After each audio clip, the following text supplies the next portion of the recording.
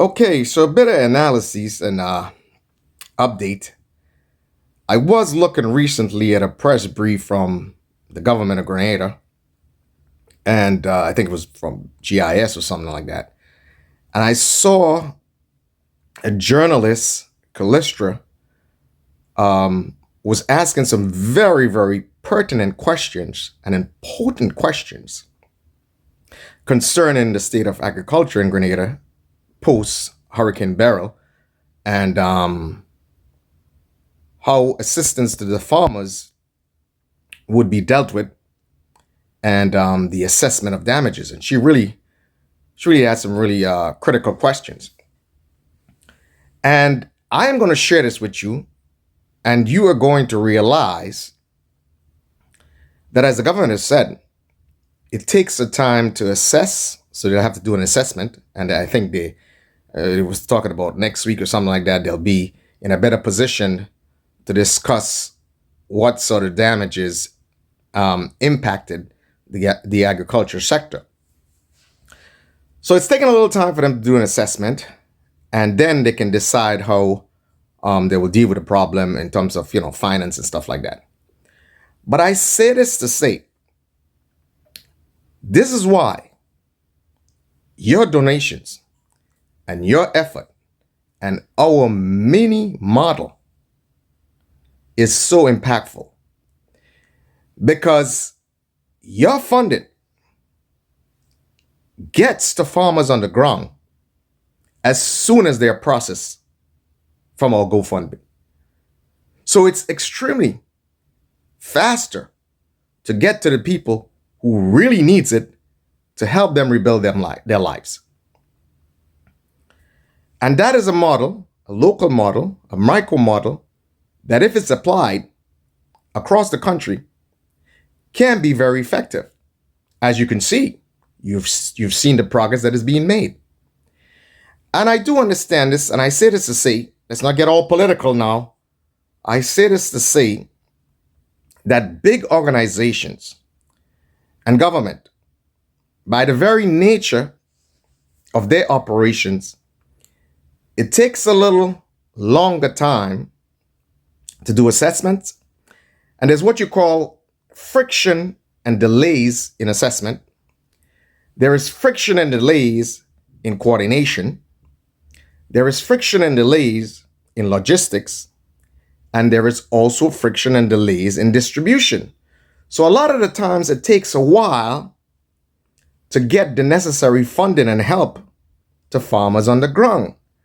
Unlike what is currently being done with our fundraiser, as you can see, it's localized, and your funding very quickly gets to people on the ground who needs it. And this is not a slight at anyone, but that is just the nature of large entities. They have inertia. It takes a while for them to get going. You see what I'm saying? So this is what was actually shown in that press brief.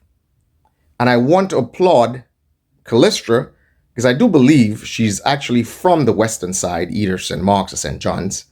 And interestingly, over 30 years ago, we sort of went to the same school.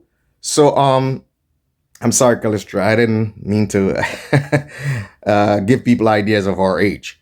But yeah, I really like the question she asked about agriculture, because agriculture is important. It's actually going to help get the country back on its feet. And it helps feed your people. So it's operationally, it might be something to consider when we're thinking about dealing with hurricane relief. That micro models, localized models, and localized funding that gets quickly and directly to the people who needs it most can be very effective. So take a look at the briefing and you will understand, and you'll see a bit of what I'm talking about. Good morning, Callistra Faria, the narrative. Good morning, Callistra. Any update on agriculture now? With over 80% of the agriculture and the forestry severely impacted, and about 85% of farmers severely impacted. anything that the Prime Minister can tell us now about plans for recovery of agriculture and efforts maybe to keep prices down as we import things that we won't have for a while, long-term crops, long-term trees affected and so on. Thank you for your question. Sure. But as I said, we are hoping that between Wednesday and Friday of this week that we would have the initial assessment of the damage to agriculture, to fishing, to aquaculture, to mariculture. And here we're including things like the sea moss farming, because all of this has been destroyed. Once we get that data, it puts us in a position to be able to indicate what the likely policy responses are going to be. We anticipate that we are going to have to do a number of things. Income support for farmers, all of the input supports that's associated with, because everyone has to clean up and replant. It will take significant time to do so.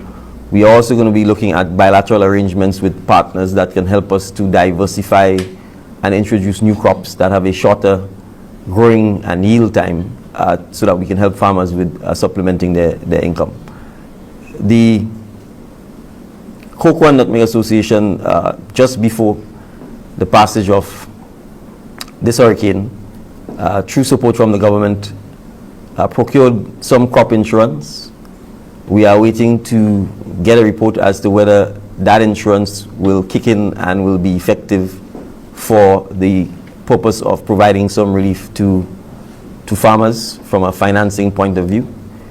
As I indicated also, we expect that by Friday of this week we will find out from the catastrophic risk insurance facility that we have what portion of this, if any, may affect agriculture. There is an excess rainfall heading that we are waiting information on, but we anticipate that the overall the country will get some funding arising from the passage of the hurricane, and we expect some of that funding will be dedicated to agriculture and the rebuilding of agriculture and the fisheries industries as well.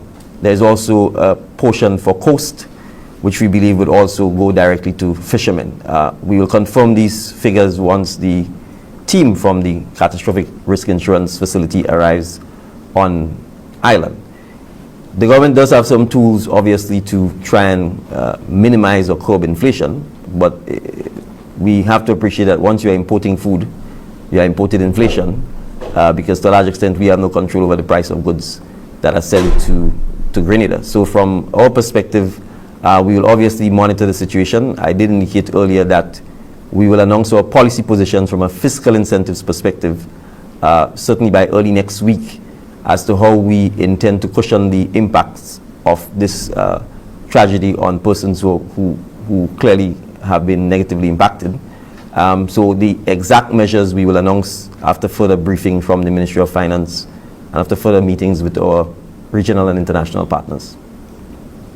Thank you, Kalistra. You have another question? So as you can see by what the Prime Minister has said, there is a lot to be done in terms of assessment.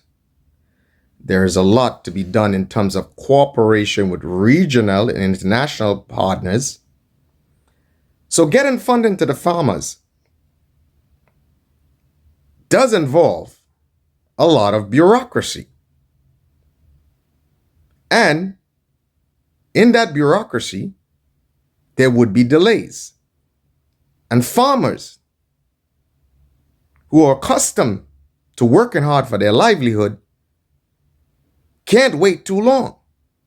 And again, as I said, I understand big organizations, and when you're dependent on funding from regional and international institutions, there's a certain level of friction associated with that. So all more for a reason why, again, I just want to applaud you for your contributions, which are quickly and effectively getting to farmers. And you should applaud yourselves. Thank you for your efforts. Also understand that with corporations and big organizations, that there's a sudden amount of your donations that has to be used to sustain these organizations. So that in itself cuts down on the amount of funding that actually gets to farmers. This is something that you might want to consider when you're doing your donations. In this case, in the model that we are using, your funding, majority of it, excluding expenses for money transfers and stuff to Grenada, gets directly to farmers in the field, getting real things done and trying their best to get back to their livelihood. And do we, because I know assessments are still happening, reports are pending, but our 25 and our efforts at the 25 and 25, any preliminary data as to what extent that might be set back, given where we were towards the 25 and 25 target? Well, I mean, without the experts giving me the data, if I were to hazard a guess just based on the sheer destruction that we've seen to the agricultural sector, it's probably pushed back as much as 5 to 7 years. The task force in CARICOM leading this, led by President Ali, is meeting to assess the impact on this. But given, for example, the type of crops we have in Grenada, nutmegs, all of our spices, these things take quite a while to come back. All of the bananas, etc. Granted, bananas probably can come back in 6 to 9 months. But we're talking here major destruction. So it's a major setback in terms of us achieving this. There may be areas that we can accelerate. So again, as we can see, there's a massive delay in assessment. And I understand it's difficult for, let's say, institutions to appoint people to get out into the field, to meet with farmers, to locate them. Everybody's a little bit displaced and disoriented right now. So that is difficult. And they have to collect data, they have to analyze data, they have to process data, all while farmers will be waiting in limbo. So our micro model, we've seen the assessment. Our assessment was direct, videos, direct contact with farmers. And from that, we were able to say, hey, look, let's do something about it. So hence the reason why this model might be extremely effective. Something to consider. So that's it for today. Thanks again. We have a very good momentum. Let's keep the momentum going. Let's reach our goals. If you haven't donated yet, please do. And share with your friends and family and people who you think might be interested. Thanks again. Tschüss.